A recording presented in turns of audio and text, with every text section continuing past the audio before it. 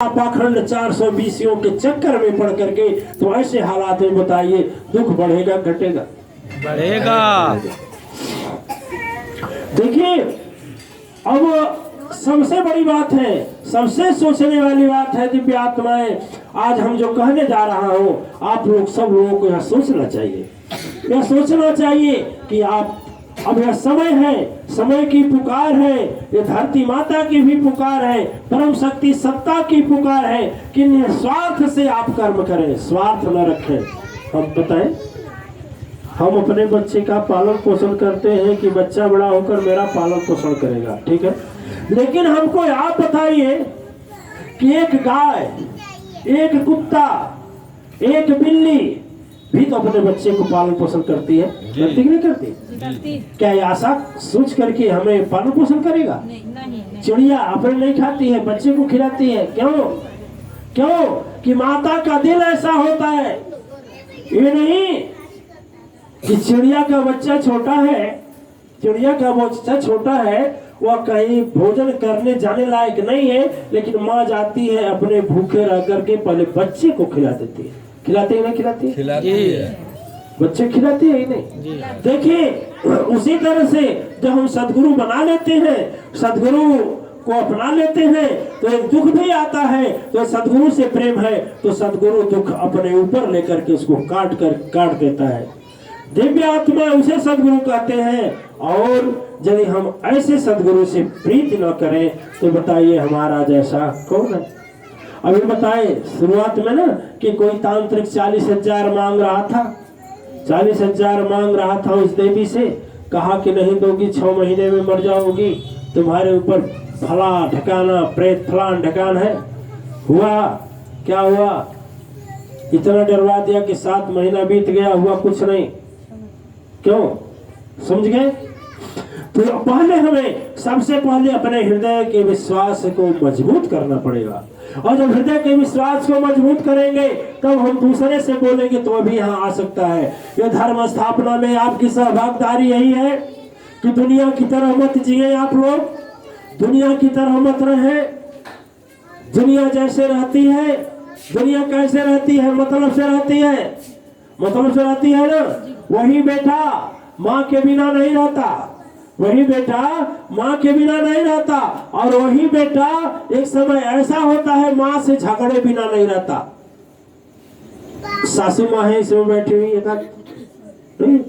एक भी सासू माँ, ससुर जी, नाना नानी, दादा दादी है क्या? देखिए देखिए दिव्य आत्माएं, मेरे कहने का मतलब है, मतलब का संसार जगत में जे तो नहीं पछताओगे, केवल सहारा यदि सदगुरु से यदि नहीं लगाओगे तो जीते जी मर जाओगे। यह संसार है, जब विपत्ति पड़ता है अपना जीवन साथी है, अपना जीवन साथी। देखिए घटना है बड़ा बाजार की घटना है। गुप्ता जी थे और जब अश्वमेध यज्ञ वहाँ और मोहम्मद अली पार्क में यज्ञ हुआ था, उस समय पता नहीं इसमें कोई है कि नहीं है, आप थे मोहम्मद अली पार्क में? आप थे उस समय? धन्य हो देवी, तो यानी हमारे धर्म में साथ देने वाले बहुत पुराने से।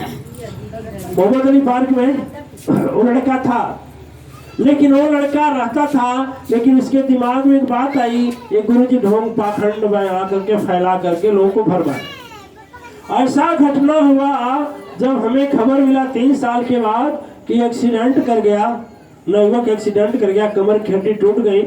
डॉक्टरों ने जवाब दे दिया, एक इतने छोटे रूम में रह रहा था, एक छोटा लड़का था, उसका कैंसर हो गया था, पत्नी पास में पड़ी थी, अर्धमूर्छित पति की लाश, इधर बच्चे की लाश लेकर के हमारे मन में आया कुछ नहीं किया है, चलो जब शोभा यात्रा निकला तो मेरे साथ गया था, चलो हम देखें।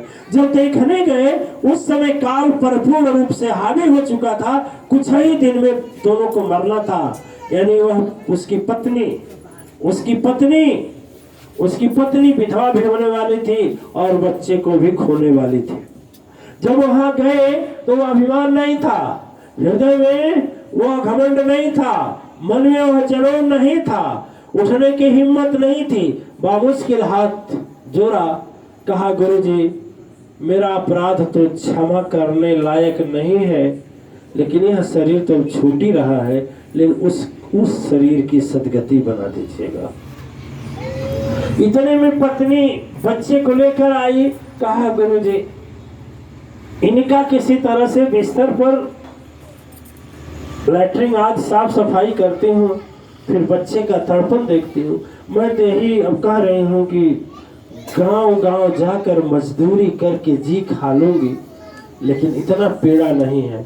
मेरे पति को भी हम न करिए और मेरे लड़के को भी इतना कष्ट हो रहा है। देखिए मतलब की दुनिया, समझ गए कि नहीं समझे? समझ गए कि नहीं समझे? वही पति और पत्नी कसम खाते थे कि जीवन भर साथ निभाऊंगा, और एक भयंकर बीमारी पकड़ी तो बोला कि इसको बंद करिए।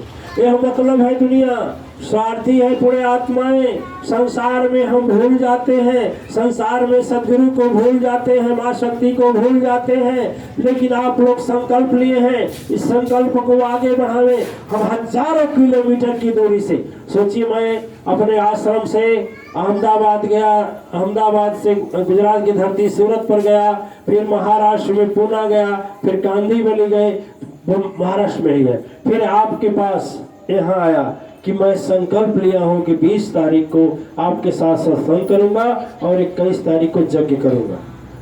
सोचिए कि मैं कितना दूर से आया, और आप लोग इतने दूर से 30 रुपया खर्च नहीं करते हैं, और हम 30,000 रुपया खर्च किए।